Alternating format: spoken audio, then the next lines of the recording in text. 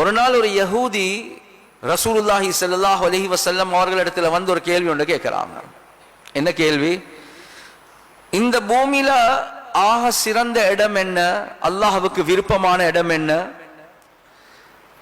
அந்த நேரத்தில் ரசூலுல்லாஹி ஸல்லல்லாஹு அலைஹி வஸல்லம் அவங்க சொன்னாங்க, அந்த யஹூதிக்கு எனக்கு பதில் தெரியாது, நான் ஜிப்ரீல் கிட்ட கேட்டுதான் சொல்லணும் என்பதாக சொன்னாங்க. எப்ப ஜிப்ரீல் அலைஹி ஸலாத்து வஸ்ஸலாம் அவங்க வந்தாங்களோ, ரசூலுல்லாஹி ஸல்லல்லாஹு அலைஹி வஸல்லம் அவங்க சொன்னாங்க, ஜிப்ரீல் ஒரு யஹூதி இப்படி ஒரு கேள்வி ஒன்று கேட்டார், இதுக்கு என்ன பதில்? சொன்னாங்க, யா ரசூலல்லாஹ் எனக்கும் தெரியாது, இது அல்லாஹ் கிட்ட கேட்டுதான் சொல்லணும்.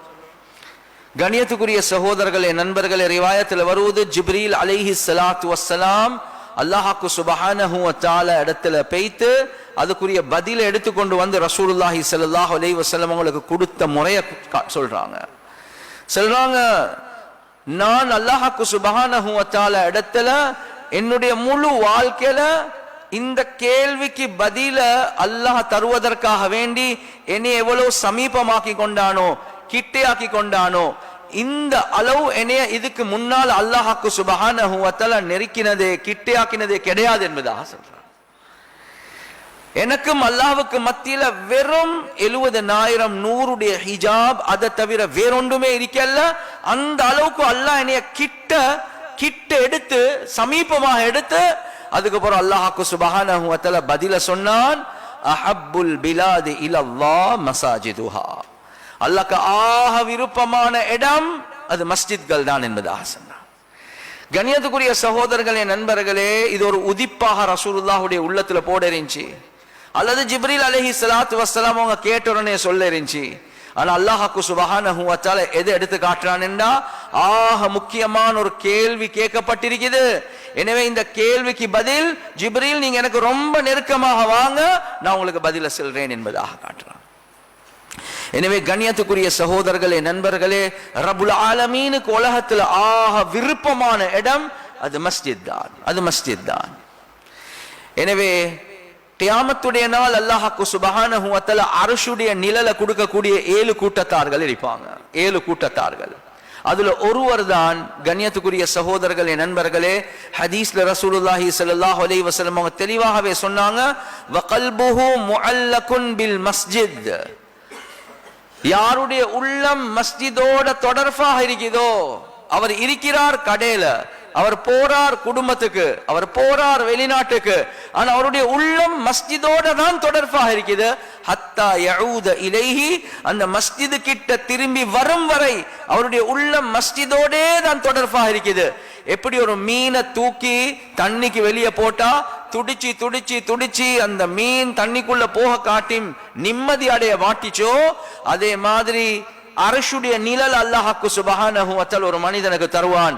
அந்த மனிதனுடைய உள்ளம் அது மஸ்ஜிதோட தான் இருக்குது.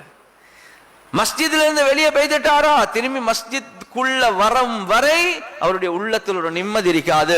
இந்த மனிதனுக்கு அல்லாஹ்க்கு சுப்ஹானஹு வ தஆலா அர்ஷுடைய நிழலை கொடுக்கிறதாக ரிவாயாத்கள்ல வந்திருக்கிறது. இன்னொரு ஹதீஸ்ல ரசூலுல்லாஹி ஸல்லல்லாஹு அலைஹி வஸல்லம் அவங்க தெளிவாகவே சொன்னாங்க, மன் அலிஃபல் மஸ்ஜித அலிஃபஹுல்லாஹ், யார் மஸ்ஜித நேசிக்கிறாரோ அல்லாஹ்க்கு சுப்ஹானஹு வ தஆலா அந்த மனிதனை நேசிக்கிறான் என்பதாகவே வரும். கண்ணியத்துக்குரிய சகோதரர்களே, நண்பர்கள், ஒரு முஃமின், ஒரு முஸ்லிமுக்கு அடையாளம் என்ன? அவருடைய தொடர்பு மஸ்ஜிதோடு இருக்கும், அவருடைய முஹப்பத் மஸ்ஜிதோடு இருக்கும். எனவே யாரு மஸ்ஜிதை நேசிக்கிறாங்களோ அல்லாஹ்க்கு சுப்ஹானஹு வ தஆலா அந்த மனிதனை நேசிக்கிறான் என்பதாக கண்ணியத்துக்குரிய சகோதரர்களே, நண்பர்களே, ஹதீஸ்ல தெளிவாகவே ரசூலுல்லாஹி ஸல்லல்லாஹு அலைஹி வஸல்லம் அவங்க விளங்கப்படுத்தினாங்க. எனவே கண்ணியத்துக்குரிய சகோதரர்களே, நண்பர்களே, எனவே மஸ்ஜிதோட சம்பந்தப்பட்ட எந்த ஹிதுமத்தாக இருந்தாலும், எந்த வேலையாக இருந்தாலும் அல்லாஹ்க்கு சுப்ஹானஹு வ தஆலா அதை கண்ணியப்படுத்துறான், அல்லாஹ் அதை சங்கப்படுத்துறான். அது சுற்றி தான் ரிவாயாத்கள்ல வந்திருக்குது. மஸ்ஜிதுடைய கெட்டுமானம் என்று வந்தாலும் அதுக்கு அல்லாஹ்க்கு சுப்ஹானஹு வ தஆலா பெரும் கூலிகளை தாரான், பெரும் கூலிகள். ஹதீஸ்ல முதலாவதாக வருவது, மன் பனா லில்லாஹி மஸ்ஜிதன் பனல்லாஹு லஹு பைத்தன் ஃபில் ஜன்னah, யார் அல்லாஹ்க்காக வேண்டி ஒரு மஸ்ஜிதை கெட்டுறாரோ அல்லாஹ்க்கு சுப்ஹானஹு வ தஆலா அவருக்கு சொர்க்கத்தில் ஒரு வீடு ஒன்று கெட்டுவான். சிலர்கள் சொல்லுவீங்க, ஹஸ்ரத் ஒரு மஸ்ஜிதை கெட்டுறதுக்கு எவ்வளவு கோடி தேவை ஹஸ்ரத், நாங்க எப்படி ஹஸ்ரத் மஸ்ஜிதுக்கு ஃபுல்லா ஸ்பான்சர் பண்றது, நானே ஒரு மிஸ்கீனாக இருக்கிறேன், ஃபக்கீராக இருக்கிறேன். எனவே ஹதீஸ்ல ரசூலுல்லாஹி ஸல்லல்லாஹு அலைஹி வஸல்லம் அவங்க விளங்கப்படுத்தினாங்க, மன் பனா லில்லாஹி மஸ்ஜிதன் கத்ர மஃஹஸி கதாத்தின். கதாத் என்று சொல்றது ஒரு பறவை. அந்த பறவை முட்டை போடுறதுக்காக வேண்டி பூமியை கொஞ்சம் தோண்டி ஒரு இடத்துல உட்கார்ந்து கொள்ளும். எனவே அதனுடைய வீட்டுடைய சைஸ், அது முட்டை போடுறதுக்காக வேண்டி இருக்கக்கூடிய சைஸ், எங்கட மொழியில சொல்றதா இருந்தா ஒரு செங்கல்லுடைய சைஸ்.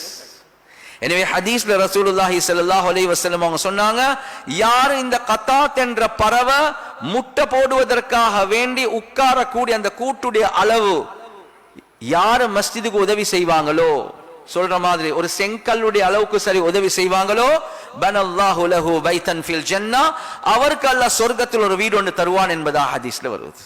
எனவே முழு பள்ளி தான் கெட்டேலாது, ஒரு செங்கல்லுடைய அளவுக்கு நீங்க உதவி செய்றீங்க, அல்லாஹ் சொர்க்கத்தில் ஒரு வீடு ஒன்று தருவான். சில ஃபகீர்கள் சொல்லலாம், ஹஸரத் எங்களுக்கு ஒரு செங்கல்லுடைய அளவுக்கு கொடுக்கக்கூடிய அளவுக்கும் இல்ல, அவ்வளோ பரம ஏழையா இருக்கிறான், என்ன செய்யறது? ஹதீஸ்ல ரசூலுல்லாஹி ஸல்லல்லாஹு அலைஹி வஸல்லம் அவங்க சொன்னாங்க, மன் அக்ரஜ அதன் அனில் மஸ்ஜிதி, யார் மஸ்ஜித்ல இருந்து அழுக்குகளை ஊத்தைகளை எடுத்து வெளியே போடுறாரோ, பனல்லாஹு லஹு பைத்தன் ஃபில் ஜன்னah, அவருக்கும் அல்லாஹ் சொர்க்கத்தில் ஒரு வீடு ஒன்று தருவான் என்பதாக சொன்னார்.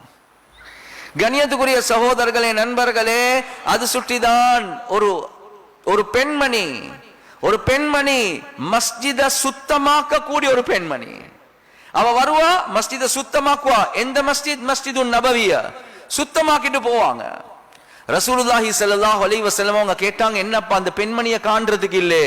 சொன்னாங்க, யா ரசூலுல்லாஹ், அவ நேத்து முந்தநாத்து மௌத்தாகிட்டா என்பதாக சொன்னாங்க. சொன்னாங்க, ஏன் எனக்கு அந்த செய்தியை சொல்லல? கண்ணியத்துக்குரிய சகோதரர்களே, நண்பர்களே, ரசூலுல்லாஹி ஸல்லல்லாஹு அலைஹி வஸல்லம் அவங்க அந்த கபர் கிட்ட போறாங்க. அங்க போய்த்து ஜனாசா தொழுவிச்சதாக, ஜனாசா தொழுந்ததாக ரிவாயாத்கள்ல வருது. ஒரு மஸ்ஜித், அந்த மஸ்ஜிதுடைய அழுக்குகளை ஒரு பெண்மணி சுத்தமாக்குறா, அது எவ்வளவு பொறுமதியான ஒரு ஹிதமத், ஒரு பொறுமதியான வேலை என்றது ரசூலுல்லாஹி ஸல்லல்லாஹு அலைஹி வஸல்லம் அவங்க காட்டுறாங்க. அது மட்டுமல்ல கண்ணியத்துக்குரிய சகோதரர்களே, நண்பர்களே, ஹலீஃபாக்களாக இருந்த உமர் ரலியல்லாஹு அன்ஹு அவங்க ஒவ்வொரு வெள்ளிக்கிழமை மஸ்ஜிதை சுத்தமாக்குற பொறுப்பு அவங்களே எடுத்துக்கொள்வாங்க. ஹலீஃபா, பிரசிடென்ட். நானும் நீங்களும் யோசிப்போம், நான் ஒரு மௌலவி, நான் ஒரு முஃப்தி, நான் ஒரு டாக்டர், நான் ஒரு என்ஜினியர், நான் ஒரு டீச்சர், எனக்கு மஸ்ஜித் என்ன? இது ஹலீஃபா உமர் கத்தாப் ரலியல்லாஹு அன்ஹு அவங்க வெள்ளிக்கிழமைக்கு போவாங்க, மஸ்ஜிதை சுத்தமாக்குவாங்க, பஹூர் என்று செல்லக்கூடிய வாசனைகளை அந்த புகையை பிடிப்பாங்க. ஏன்? விரும்பினாங்க மஸ்ஜிதை சுத்தமாக்குறது.